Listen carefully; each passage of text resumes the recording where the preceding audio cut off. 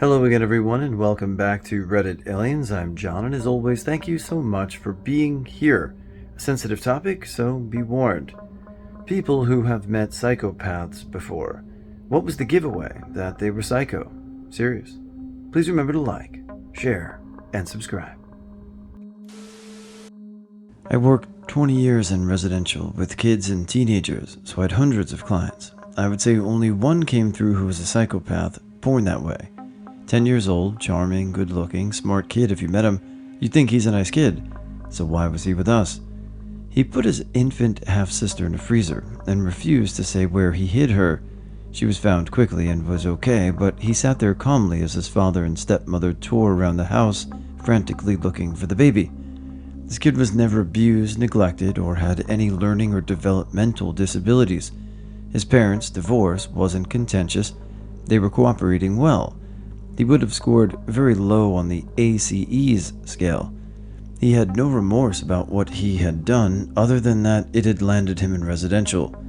While he was with us, he groomed and essayed his roommate, terrorized him by convincing him he would kill his sister and mother if he told anyone about the abuse.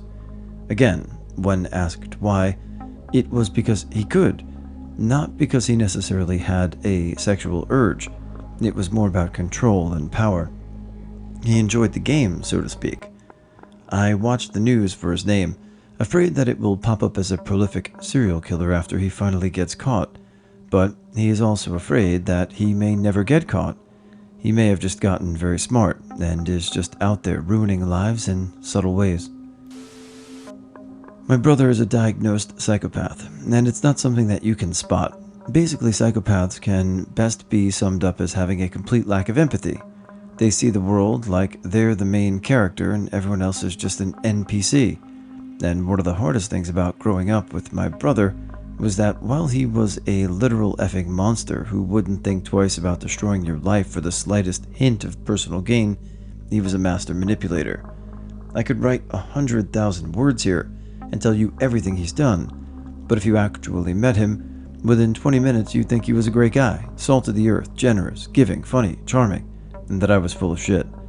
But if my brother's being nice to you, it means he wants something from you, even if that thing is just the ego boost of making you like him.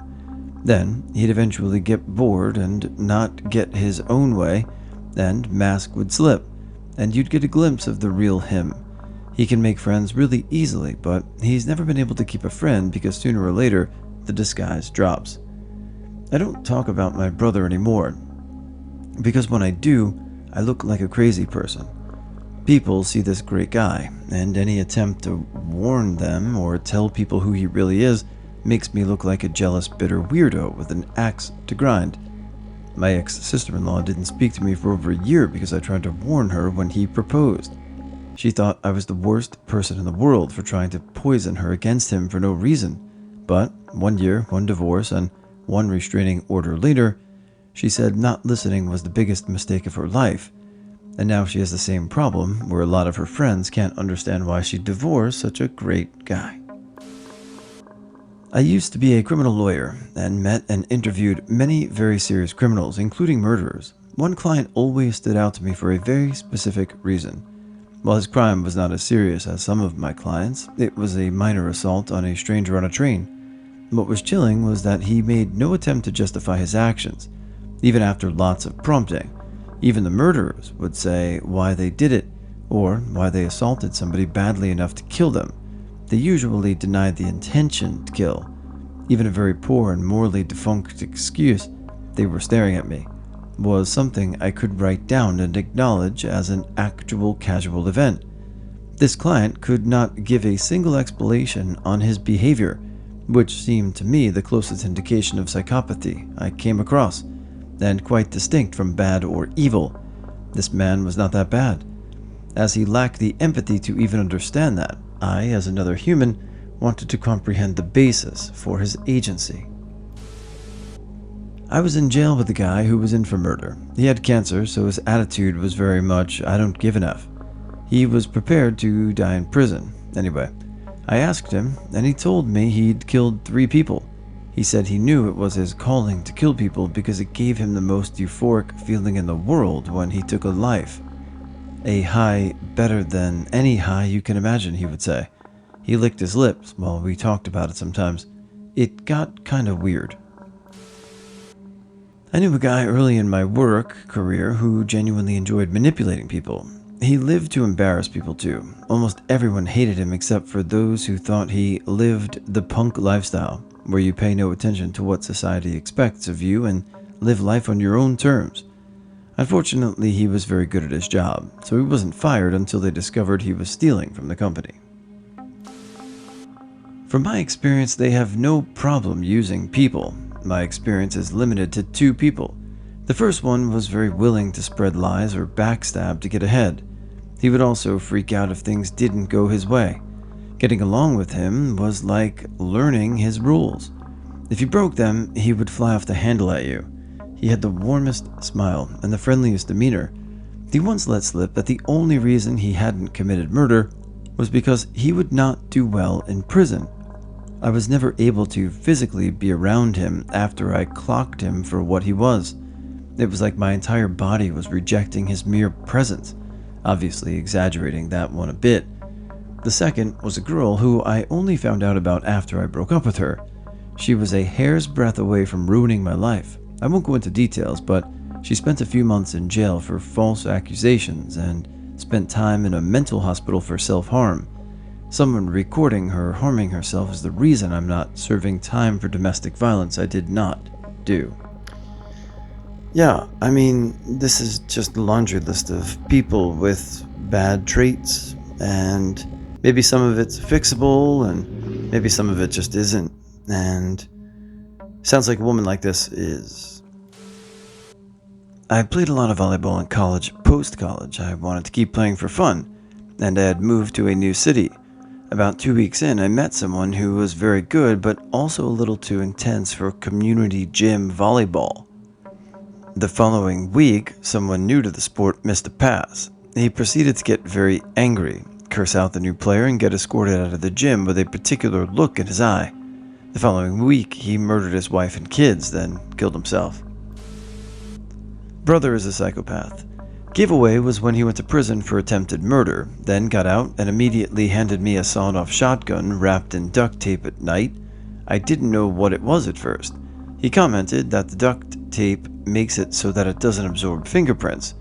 That's when I realized he handed it to me on purpose to get more fingerprints on it so he'd have a plausible deniability if he was ever caught using it for criminal activity.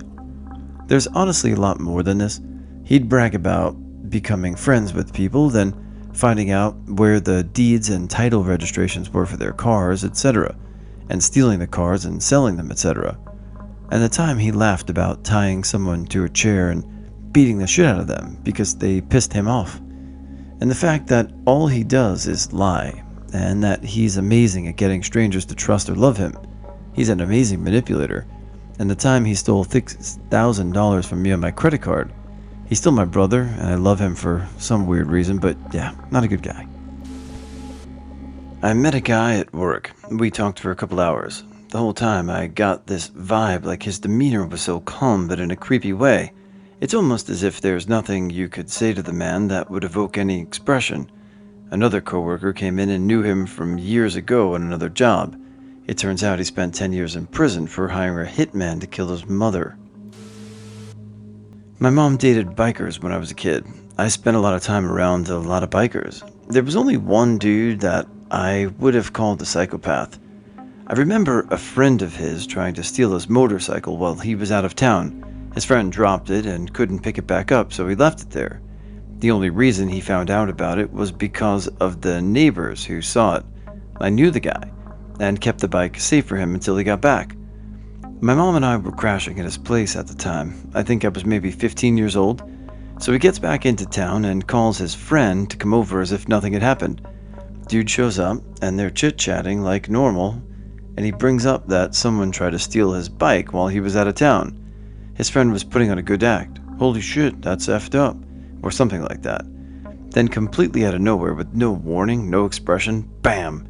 Dude's face explodes with a big-ass wrench. There wasn't a single bit of emotion on his face as he pummeled the guy with the wrench until his face was a mangled, bloody mess. He was splattered with blood, dropped the wrench, and casually grabbed him by the foot and drug him into the alley like he was just taking out the trash. Came back, wiped the blood off his face, and went back to working, fixing his bike like nothing had happened.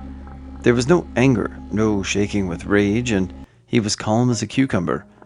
It was all just so effing mechanical, and it happened so fast. There was absolutely no hesitation. Just bam, bam, bam, bam, bam, bam, squish, squish, squish, squish. As far as the giveaway that he was a psychopath, there wasn't one. He was really, really good at faking emotion, but much like the uncanny valley, you just always had a bad feeling around him, but couldn't quite pinpoint why. I mean, he was super charming, smart, etc. As far as I'm concerned, it was confirmed by the above experience. I used to be a CO in a maximum security prison. I was working in the restricted housing unit one day on overtime when I met Joshua Andrew Komensarjevsky. If you don't know who he is, watch The Cheshire Murders on HBO. The dude's eyes were black, soulless. This is the first time I've seen something like that. I heard it described, but this is my first time meeting or seeing it in person. I got a real uneasy feeling about that. I heard it described, but, I saw him for the first time. I didn't know who he was until one of my coworkers at the time told me about him and told me to check the documentary out. I've worked on death row a lot and worked with multiple mass murderers and serial killers, but Komensarjevsky was the only one who truly made me feel uneasy. Had the classic traits of being manipulative, user-friendly, charming, reckless, focused on instant gratification without the ability to delay gratification, and casually cruel for fun. The first thing that he did to tip me off was he was different. Back when he was still being kind of nice, was I pointed out an Altoids box I had painted and decoupaged, and told him it was my favorite thing I had made. The very next day, he ripped the lid off by twisting its hinges and used it as a tray to dump resin out of his pipe that he was ripped off and liquefying by rinsing the pipe with rubbing alcohol, dissolving and destroying the paint. I asked why he did it, and with no emotion he said because it was there. And I asked why he couldn't get a dish or a saucer from the kitchen or any other kind of container, and he had no answer. He just sat there looking very strange, blank and wide-eyed. These days, he is in and out of jail and prison and has completely destroyed his life and health. It was kind of a bizarre occurrence, and to cut a very long story short, we were working at a startup company in China, and my boss and I both read the Psychopath test by John Ronson. One day we talked about it, and it occurred to us that one of our business partners from the US checked every box. She came in as a consultant. We knew her socially before, and on one of her first days in the company, she confided to me that she would need help reading the emotions of our employees because she wasn't able to. At the same time, I met one of her employees in her own company, and he told me how much of a terrible boss she was. She got shit done, so we went along with her, but the whole situation escalated later when she claimed that she had an affair with my boss and went batshit crazy. It was a real relief when we cut her out of our lives. Long ago, my friends and I worked at a gas station. One of my customers was a strange old woman. Whenever you looked at her, you could just feel like something was wrong with her, like a strange static noise played in your head when you saw her, because you couldn't sense any humanity in her or whatever. She just seemed wrong. Then I noticed that it seemed to get worse if any women were around her. She would unnaturally twitch whenever she saw a woman anywhere near her, but I'm a man, and I didn't want to deal with her, so I just ignored it. Anyway, one of my friends was working one day, and a female friend of ours was hanging out with them. Apparently, she came in to get cigarettes or gas or something, and then she noticed our female friend. She started twitching like usual, and then she just lost it and smacked the shit out of her friend out of nowhere, then acted like nothing had happened and walked away with her cigarettes. I had known this person for a long time before reconnecting. They had become the executors of their father's estate. She was cheating everyone. She would laugh when she talked about it. I really didn't understand what she had done, but it had the signs of being nefarious. I do know she stole $300,000 from her children and laughed about it. Let them sue me. She also showed me how easy it was to hack into people's Facebook accounts. I didn't understand or want to. She told me about this guy she had loved forever. She was married with 3 kids. She chased him all over the internet for more than 10 years, bragging about all of his made me scared of what she might do to me. She did the stupidest thing and bragged about them. One evening, my daughter said, "It shows you were on Facebook," and I was not. The person in question was talking to that guy she stalked. I closed my account. She lied constantly about anything. The thing is, she constantly bragged about her being nefarious, illegal antics. There was so much more. The last straw was when she saw a neighbor at the theater. She said to me, "I'm going to lie to this guy. Just go along with it." I replied, "Meet you in the car." Last year, she hacked my phone. She had also bragged about hacking.